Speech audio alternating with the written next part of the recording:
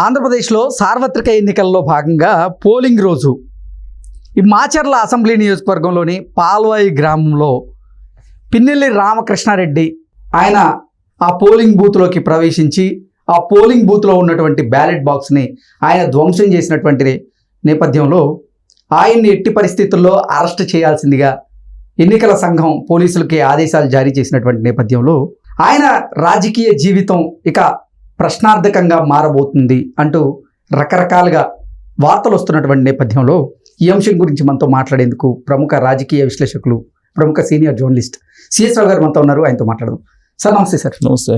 Sir, Pinnelli రామకృష్ణారెడ్డిని arrest చేయండి అంటూ కూడా ఎన్నికల సంఘం ఆంధ్రప్రదేశ్ పోలీసులకి ఆదేశాలు జారీ చేసినటువంటి నేపథ్యంలో పిన్నెల్లి రామకృష్ణారెడ్డిని ఏ క్షణమైనా అరెస్ట్ చేసేటువంటి అవకాశం అయితే ఉంది. ఆయన పాల్వాయి గ్రామంలోని పోలింగ్ బూత్లోకి ప్రవేశించి ఆయన బ్యాలెట్ బాక్స్ని దగ్ధం చేసింది కూడా, అంటే ధ్వంసం చేసింది కూడా మనం చూసాం వీడియోలో. 2 రోజుల నుంచే ఆ వీడియో సోషల్ మీడియా వేదికగా చక్కర్లు కొడుతూ ఉంది. మనకేమో ఆంధ్రప్రదేశ్లో మే 13వ తేదీన ఎన్నికలు జరిగాయి. ఆ వీడియో ఏమో మే 21వ తేదీన బయటకు వచ్చింది. ఇన్ని రోజులు టైం ఎందుకు పట్టింది? అసలు ఆ రోజు పోలింగ్ బూత్లో ఏం జరిగింది?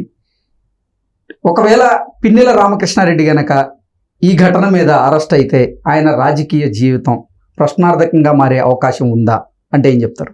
సో ఇక్కడ మల్టిపుల్ కోణాలు ఉన్నాయి ఈ ఎపిసోడ్లో. ఒకటేంటంటే అసలు ఇన్ని రోజులు అసలు ఎందుకు ఆ వీడియో బయటికి రాలేదు? ఇంతమంది స్టాఫ్ ఉన్నారు, ఇంతమంది యంత్రాంగం ఉంది, ప్రధానమైనటువంటి ప్రతిపక్షం బలంగా ఉంది, అయినప్పటికి కూడా ఇన్ని రోజులు అసలు ఆ వీడియో ఎందుకు బయటికి రాలేదు? ఒకటి. దానికి తోడు వెబ్ కాస్టింగ్ ఉంది. వెబ్ కాస్టింగ్ 100% ఉంది, మామూలుగా కాదు. మాచర్ల, గురజాల సమస్యాత్మక ప్రాంతాలుగా గుర్తించి వెబ్ కాస్టింగ్ పెట్టారు. కమాండ్ అండ్ కంట్రోల్ ద్వారా కలెక్టరు అలాగే ఎస్పీ ఇద్దరు మానిటర్ చేస్తున్నారు. ఇది మళ్ళా డీజీపీ దగ్గర ఉంటుంది. ఇంత వ్యవస్థ ఉన్నప్పుడు ఎందుకు ఇంత లేట్ అయింది అనేది ఒకటి. రెండేంటంటే తాజాగా ఎలక్షన్ కమిషన్ ఇచ్చిన ఆర్డర్ ఏంటంటే సాయంత్రం 5 గంటల లోపల పిన్నెల్లి రామకృష్ణారెడ్డిని అరెస్ట్ చేయాలి అని చెప్పి చాలా సీరియస్గా వార్నింగ్ ఇస్తే పోలీసులు ఇప్పుడు హడావుడిగా పరిగెత్తారు. హైదరాబాద్లో ఆయన ఉన్నాడని చెప్పేసి హైదరాబాద్కి వచ్చారు. ఇప్పుడు మాచర్ల పోలీసులు పల్నాడు ఎస్పీ ఆధ్వర్యంలో, మల్లికా ఖర్గే ఆధ్వర్యంలో, ఆవిడ పర్యవేక్షణలో ఇక్కడ పోలీసులు వచ్చారు. హైదరాబాద్ వచ్చి ఏ క్షణమైనా పిల్లల్ని అరెస్ట్ చేసేటువంటి అవకాశం ఉంది. ఓకే, అరెస్ట్ చేస్తారు, బాగానే ఉంది. కానీ అసలు ఈ మొత్తం ఎపిసోడ్లో అసలు ఎక్కడ ల్యాప్సెస్ జరిగింది అనేది మనం విశ్లేషించుకోవాలి. ఇప్పుడు కలెక్టర్ని ఆల్రెడీ అక్కడ బదిలీ చేశారు, ఎస్పీని సస్పెండ్ చేశారు, పల్నాడు ఎస్పీని, కలెక్టర్ని బదిలీ చేశారు, బాగానే ఉంది. మరి వాళ్ళు చేసినటువంటి దానికి అంటే వాళ్ళకి తెలిసి చేశారా, తెలిసి కాముకున్నారా, లేదంటే తెలియక అబ్జర్వ్ చేయలేక కాముకున్నారా అనేది ఒకటి తేలాలి. ఇప్పుడు ఆల్రెడీ ఇప్పుడు శాఖాపరమైనటువంటి చర్యలు వాళ్ళ మీద తీసుకున్నారు. అక్కడ ఏం జరిగింది అనే దాని మీద స్క్రూటినీ చేస్తున్నారు. ఇప్పుడు సిట్టు వెళ్ళి సిట్టు దర్యాప్తు చేస్తుంది. ఎక్కడ తిరుపతి, పల్నాడు, అలాగే అనంతపురం, ఈ 3 చోట్ల సిట్టు ఇన్వెస్టిగేషన్ స్టార్ట్ చేసింది. ఇన్వెస్టిగేషన్ స్టార్ట్ చేసిన తర్వాత బయటకు వచ్చింది. ఇది అంతకుముందు బయట రాలా, అంటే దాచిపెట్టారు. కళ్ళెదుటి కనిపిస్తున్నటువంటి దాన్ని దాచిపెట్టారంటే దాని అర్థం ఏంటి? జగన్మోహన్ రెడ్డికి అనుకూలంగా ఉండేటువంటి వాళ్ళు ఎవరైతే ఉన్నారో వాళ్ళు చేసినటువంటి పనిగా ప్రాథమికంగా భావించాల్సి ఉంటుంది కదా. ఇప్పుడు రాష్ట్ర వ్యాప్తంగా కూడా మాజీ డీజీపీ రాజేంద్రనాథ్ రెడ్డి మీద తొలి నుంచి వస్తున్నటువంటి ఆరోపణలు ఏంటి? జగన్మోహన్ రెడ్డికి వైఎస్ఆర్ కాంగ్రెస్ పార్టీకి అనుకూలమైనటువంటి ఎస్పీఎల్ని, డిఎస్పీఎల్ని, సిఐఎల్ని, ఎస్ఐఎల్ని, కానిస్టేబుల్స్ వరకు, హోంగార్డుల వరకు ఏర్పాటు చేశారు. అదంతా ఒక 1 year ప్రాసెస్ పెట్టుకొని చేశారు అనేది ఆయన మీద ప్రధానమైనటువంటి అలిగేషన్. దాని మీద ఆయన ఎలక్షన్ కమిషన్ కంప్లైంట్ చేశారు. ఆయన ఎన్నికల ప్రక్రియ నుంచి దూరంగా పెట్టారు. అయినప్పటికీ ఆయనకు ఉన్నటువంటి ఇన్ఫ్లుయెన్స్ ద్వారా బయట నుంచి మానిటర్ చేశారు అనేది వినిపిస్తూ ఉంది.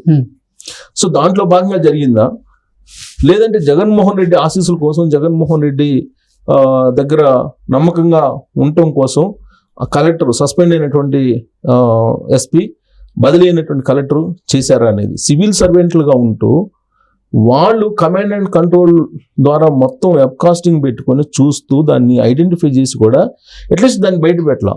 ఎలక్షన్ కమిషన్ తెలియజేయాలి కదా. అట్లీస్ట్ రీపోలింగ్ కూడా పెట్టాలి. అక్కడ రీపోలింగ్ అసలు ఎక్కడ పెట్టలా. తిరుపతిలో అంత గొడవలు జరిగినాయి, రీపోలింగ్ పెట్టలేదు. పల్నాడులో జరిగింది, రీపోలింగ్ పెట్టలేదు. తర్వాత అనంతపురంలో జరిగింది, రీపోలింగ్ ఎక్కడా లేదు. అయితే మనకు తెలిసినటువంటి ఇన్ఫర్మేషన్ ఏంటంటే ఇప్పుడు పిన్నెల్లి రామకృష్ణారెడ్డి పోలింగ్ బూత్లో పాల్వాయి గ్రామంలో పోలింగ్ బూత్లోకి వెళ్ళి ఆ ఈవీఎంను పగలగొట్టాడు. పగలగొట్టంగానే అది స్ట్రక్ అయిపోతుంది. అక్కడ వరకు అది ఓటింగ్ ఎంతవరకు జరిగిందో అంతవరకు ఓటింగ్ అలానే ఉంటుంది. ఆ డేటా మొత్తం కూడా చిప్ లో సేవ్ అయిపోయిందంటూ కూడా ఎన్నికల కమిషన్ చెబుతున్నాడు. అందుకే మేము రీపోలింగ్ పెట్టలేదు అని చెప్తున్నారు. సో ఆ తర్వాత మళ్ళీ రీప్లేస్ చేశారు, వాటిని వేరే ఈవీఎంలు పెట్టారు, కంటిన్యూ చేశారు అని చెప్పి వాళ్ళు చెబుతున్నారు. సో ఇప్పుడు ఎవరిని బాధ్యులు చేయాలి దీనికి? పిన్నెల్లి లక్ష్మణరెడ్డి మీద ప్రజా ప్రాతినిధ్య చట్టం కింద అతని మీద అనర్హత వేటు వేయాలా, లేదంటే సస్పెండ్ అయినటువంటి ఎస్పీని డిస్మిస్ చేయాలా, బదిలీ అయినటువంటి కలెక్టర్ని డిస్మిస్ చేయాలా అనేది ఒక చర్చనీయాంశం ఇక్కడ. లేదు అక్కడ ఉన్నటువంటి డిఎస్పీ కానీ సిఐలు కానీ ఎవరైతే ఉన్నారో వాళ్ళు ఈ విషయాన్ని బయటికి రాకుండా చేస్తే వాళ్ళని డిస్మిస్ చేయాలా? ఇప్పుడు ఇక్కడ ఎవరో ఒకరిని డిస్మిస్ చేయాలి, లేదా అసలు రాజకీయాలకి దూరంగా ఎన్నికల ప్రక్రియకి దూరంగా ఉండేలాగా అనర్హత వేటు పిన్నెల్లి రామకృష్ణారెడ్డి మీద వేయాలి. ఇంత సీరియస్ యాక్షన్ తీసుకోకపోతే ఇలాంటివి మళ్ళీ రిపీట్ అవుతాయి. కాబట్టి ఎక్కడో దగ్గర సీరియస్ సివిల్ సర్వెంట్ల మీదైనా డిస్మిస్ చేయాలి, డిస్మిస్ చేస్తూ యాక్షన్ తీసుకోవాలి. లేదా ప్రాతినిధ్య చట్టం కింద పిన్నెల్లి రామకృష్ణారెడ్డిని అయినా జీవితాంతం రాజకీయాలకి ప్రజాస్వామ్య బద్ధంగా జరుగుతున్న రాజకీయాలకి దూరంగా ఉంచేలా ఆయన మీద నిషేధం విధించాలి. ఏదో ఒకటి జరగాలి. ఏదో ఒకటి జరగాలంటే ఏం చేయాలి? ఇప్పుడు ఎన్నికల కమిషన్ అయితే సీరియస్గా సాయంత్రం 5 లోపల అతను అరెస్ట్ చేయండి అని చెప్పి చెప్పింది. అంతవరకు బాగానే ఉంది. కానీ దీనికి శిక్ష అయితే పడాలి కదా. ఇప్పుడు అక్కడ హత్యాయత్నం చేశారనే సెక్షన్లు కూడా మార్చారు.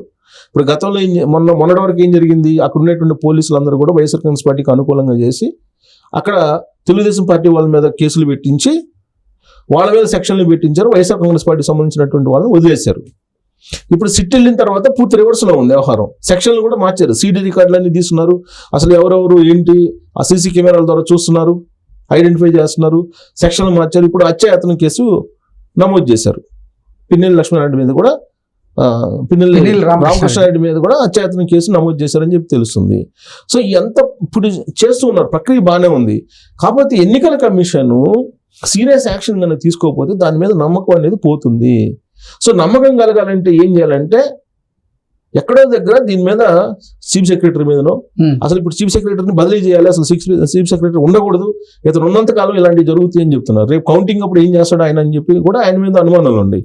సో కాబట్టి ఇంకోసారి ఇలా తప్పు జరగకుండా ఉండాలంటే కనుక ఎన్నికల కమిషన్, కేంద్ర ఎన్నికల కమిషన్ దీని మీద సీరియస్ యాక్షన్ తీసుకోవాలి. కేంద్ర ఎన్నికల కమిషన్ సీరియస్ యాక్షన్ తీసుకోవాలంటే ఏం చేయాలి? ప్రతిపక్షంలో ఉన్నటువంటి వాళ్ళు పోయి కంప్లైంట్ చేయాలి.